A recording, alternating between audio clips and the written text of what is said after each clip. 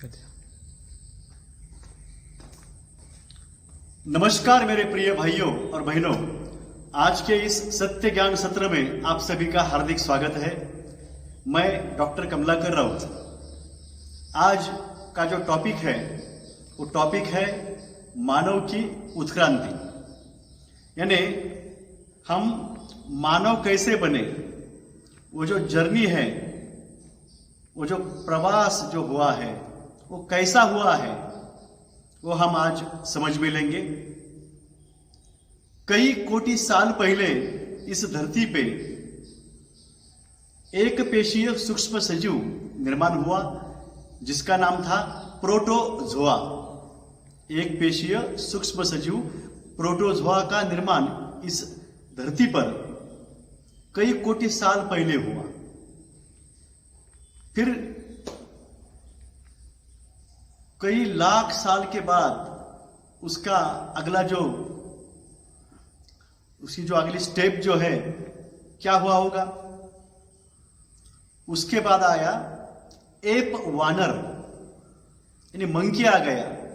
Monkey आप देखते हैं वैसा ही मंकी था, वो इधर उधर घूमता था, पेड़ों पे जाता था, फल खाता था। यह एप वानर। उसके बाद की उत्क्रांति या जो स्टेप है वो कई लाख साल के बाद जो आई वो है होमो इरेक्ट्स। अब ये होमो इरेक्ट्स क्या है, यानी जिसकी रीढ़ की हड्डी जो है जो सरल है, स्ट्रेट है, वो होमो इरेक्ट्स। वो ऐसा चल सकता था अपने पैरों पे, जैसा मैं चल रहा हूं, आप भी चलते हैं। यह है एप होमो इरेक्ट्स।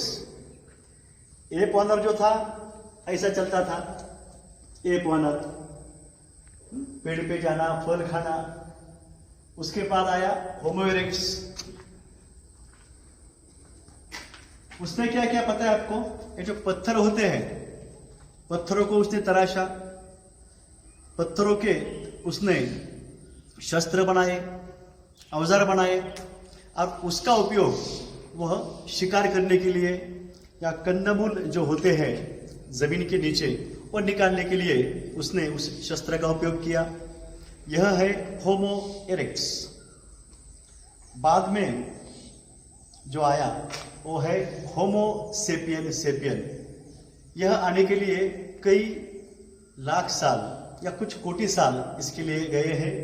होमो सेपियन का मतलब क्या होता है पता है आपको?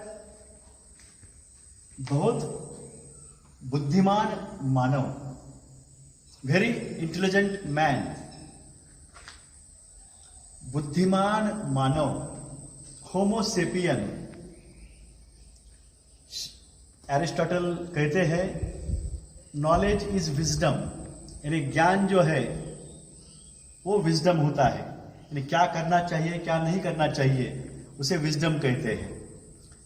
उसे हम सेपियन कहते हैं, बुद्धिमान मानव। ये आया होमो सेपियन। उसके बाद क्या हुआ, चलो चलते हैं आगे। उसके बाद आ गया कुछ कोटि साल के बाद होमो सेपियन सेपियन। इसका मतलब बहुत ही ज्ञानी बुद्धिमान मानव। होमो सेपियन के बाद होमो सेपियन सेपियन। मैं फिर से दोहराता हूं, कई कोटि साल पहले इस धरती पे आया एक पेशीय सूक्ष्म सजीव प्रोटोजोआ। उसके बाद कुछ कोटि साल के बाद या कई लाख साल के बाद आया एप वानर, जो चार अपने पहियों पे चलता था। एप वानर के बाद जो आया होमो इरेक्ट्स। होमो इरेक्ट्स के बाद होमो सेपियन। होमो सेपियन के बाद होमो सेपियन सेपियन। हम सभी कितने भाग्यशाली हैं मेरे प्रिय भाई और बहनों कि हम सभी होमो सेपियन सेपियन इस फेज में, इस अवस्था में हमें जन्म मिला है। और यह जन्म मिला है इंसान का जन्म, मनुष्य का जन्म, मानव का जन्म। We all are human being. यह कितनी भाग्य की बात है। यह होमो सेपियन सेपियन जो अवस्था जो है, इसके लिए भी कुछ लाख सालों से यह चलता आया है। और हमें, हमारे भारत देश के सभी भाइयों और बहनों, आपको ये कहना चाहता हूं कि हमें इस बहुत ही पुण्य और पावन इस धरती पे, उसमें भी भारत देश में हमको जन्म मिला है। आपको पता है, सभी दुनिया में सबसे ऊंची, श्रेष्ठ, आदर्श संस्कृति कौन सी है? सभी लोग सराहना करते आए हैं, वो संस्कृति है भारत की संस्कृति। उस देश में हमारा जन्म हुआ है। भारत की संस्कृति की नींव क्या है? मानवता है, अच्छाई है, चरित्र है, सदाचार है, परोपकार है, विश्व बंधुत्व है। यह है हमारी संस्कृति। ऐसी संस्कृति जिस देश की है वो है हमारा भारत देश। और इस भारत देश में हमारा जन्म हुआ, वो भी स्वतंत्रता के बाद हुआ। कितना अच्छा हुआ ना, स्वतंत्रता के बाद भारत देश में जन्म हुआ। हम देख रहे हैं, हम पढ़ रहे हैं, महापुरुषों को बार बार हम पढ़ते आ रहे हैं। बचपन से हमको राष्ट्रभक्ति सिखाई गई। किस किस महापुरुषों ने, क्रांतिकारों ने क्या क्या कार्य किया है हमारे सामने। हमारे जो शिक्षक थे, जो प्राध्यापक थे, वो हमको पढ़ाते रहे हमारी भारतीय संस्कृति के बारे में, भारतीय तत्वज्ञान के बारे में, वैदिक धर्म के बारे में, सभी धर्मों के बारे में हमें समझाया गया, बताया गया। अब हमारे समझ में आ गया है ना कि सभी धर्मों का सार जो है मानवता है। मानवता अगर सभी धर्मों का सार है तो क्या करना चाहिए? मानवता ही हमारा धर्म होना चाहिए। मानवता ही हमारा धर्म होना चाहिए। और है, क्यों आए इस धरा पे, इस धरती पे, क्यों आते चले गए? कुछ सदियों के बाद प्रेषित, जिन्हें हम कहते हैं, जैसे हम मानते हैं कि भगवान ने भेजे हैं, जिसे हम देवदूत ऐसा बोलते हैं, हम मैसेंजर बोलते हैं, ये आए। क्यों आए इस धरती पे? क्योंकि इस धरती पे शोषण हो रहा है, अन्याय हो रहा है, अत्याचार हो रहा है। हमारे तरह ही वो इंसान थे, ऊंचा कार्य किया, ऊंचे विचार थे, इसलिए हम उनको महापुरुष कहते हैं, महामानव कहते हैं, प्रेषित कहते हैं। महात्मा गौतम बुद्ध हमारे देश में उन्होंने जन्म लिया, यह हमारी भाग्य की बात है, हमारी अच्छाई की बात है, हमारे सम्मान की बात है। महावीर जैन समाज के जो है महावीर वर्धमान तीर्थंकर, वो भी इस धरा पे उन्होंने जन्म लिया और श्रेष्ठ कार्य किया। गौतम बुद्ध ने बौद्ध धम्म या बौद्ध धर्म जिसे हम कहते हैं, उसकी संस्थापना की। जैन धर्मों में कई प्रेषित हुए हैं। उनके जो पहले प्रेषित थे, उन्होंने जैन धर्म की संस्थापना की।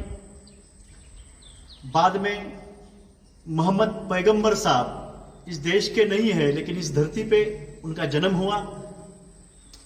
प्रेषित मोहम्मद पैगंबर उनको हम कहते हैं। उन्होंने इस्लाम धर्म की संस्थापना की। लगभग 1100 साल 1200 साल के समय पहले पीछे हम जाएंगे तो उस समय हमको आदि शंकराचार्य, यह प्रेषित जिन्हें हम कहते हैं वैदिक धर्म के या जैसे हिंदू धर्म के संस्थापक हम उनको समझते हैं, उनका जन्म हुआ। कुछ सदियों पहले हमारे देश में गुरु नानक यहाँ पे हुए, उनका जन्म हुआ। उन्होंने सिख धर्म की संस्थापना की।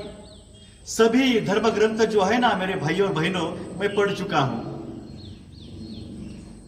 आप सभी ने भी पढ़े हैं, मैं फिर से पढ़ रहा हूं।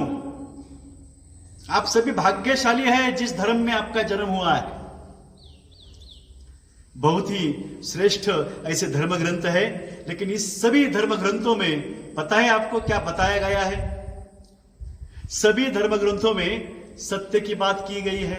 हम सत्य से हमें हमारी जिंदगी जो है वो चलानी चाहिए। सत्याचरण सदाचरण हमको करना चाहिए। अहिंसा नहीं करनी चाहिए। अस्तेय यानी चोरी न करना, जो मेरा नहीं है वो मेरा न कहना, उसको हाथ भी ना लगाना या उसके बारे में सोचना भी नहीं, इसे अस्तेय कहते हैं, यानी चोरी नहीं करना चाहिए। अपरिग्रह कहा गया। अपरिग्रह का मतलब संचय न करना, संकलन न करना, इकट्ठा न करना। क्या? धन का, बुरी चीजों का, क्योंकि हमारे लिए अच्छा नहीं है।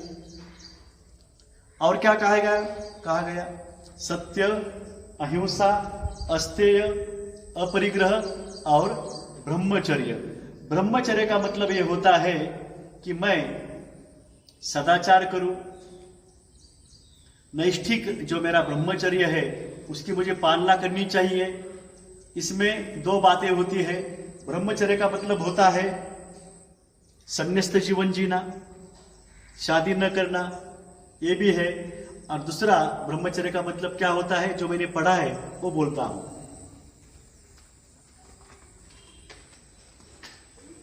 उसमें बताया गया है कि ब्रह्मचर्य का मतलब मैं मेरी बीवी के साथ ही एक निष्ठ होना चाहिए, लॉयल होना चाहिए। किसी और महिला के बारे में, लड़की के बारे में मैंने विषय वासना की नजर से देखना भी नहीं चाहिए। क्या कहा है कुरान में मेरे प्रिय भाई और बहनों? बोलने की बात यह है कि आप सभी पढ़े लिखे लोग हैं, इतनी सख्त सजा देनी चाहिए, ऐसा कहा है कुरान में। और सभी संदर्भ के साथ आप पढ़ सकते हैं।